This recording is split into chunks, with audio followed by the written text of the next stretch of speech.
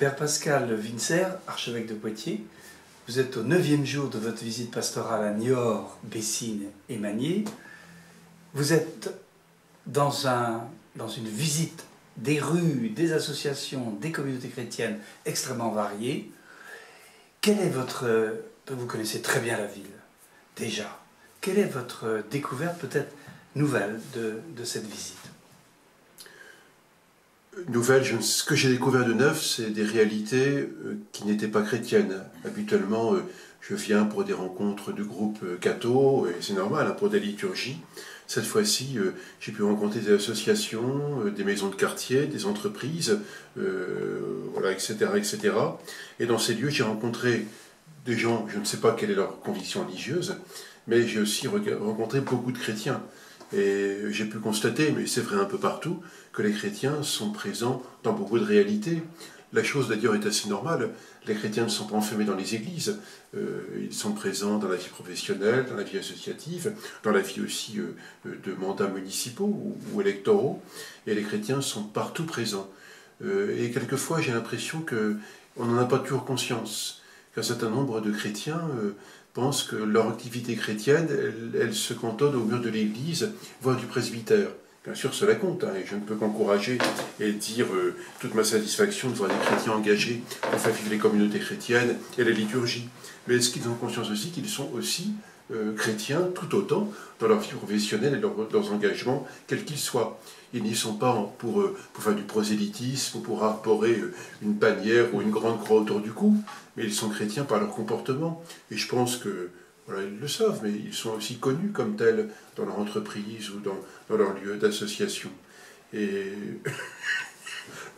mon propos est aussi d'encourager l'ensemble des chrétiens à avoir bien conscience qu'ils le sont pleinement, même lorsqu'ils n'agissent pas pour le service d'une communauté chrétienne. Je ne veux pas opposer les deux, parce qu'il ne s'agit pas que les communautés soient en difficulté parce que les chrétiens n'y seraient pas engagés. Mais ils le sont tout autant là où ils sont, et même en restant muets ou silencieux. Bien sûr qu'il faut témoigner, bien sûr qu'il faut dire le Christ, et mon travail et mon métier, c'est de le faire. Mais c'est aussi par la simple présence, par la manière d'être, qu'on dit le Christ et l'Évangile. Et je pense que beaucoup, sans doute, pourraient le dire mieux que moi, que s'ils sont cela, ou en étant cela, des personnes de leur entourage, professionnel, associatif, savent aussi s'adresser à eux, les rencontrer, leur parler, pour leur dire ce qu'ils portent sur leur cœur, leurs difficultés et leurs joies. Le lien social, la violence, que de thèmes qui ont pu être abordés. En fait, c'est une cité où les ponts sont plus importants que les murs. Même si, en effet, il n'y a pas de grand fleuve, la Sèvre est quand même modeste, il y a des ponts à Niort, en effet. Et je comprends le sens de leur question. Je crois aussi que Niort est une ville dynamique, hein, et elle aurait bien tort d'entrer dans la morosité ambiante qui trop souvent est serinée, parfois par des cathos. Hein. Oh, on est moins bien, on est moins heureux qu'avant, il n'y a plus que des vieux. C'est faux. Hein, et dire ça ne changera pas la réalité, si la réalité est mauvaise. Or, Niort est une ville dynamique.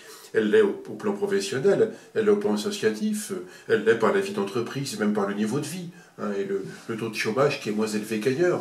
Donc il ne s'agit pas de nier les difficultés, car les personnes en connaissent. Mais ce n'est pas en les soulignant toujours et toujours qu'on aidera à faire face aux difficultés.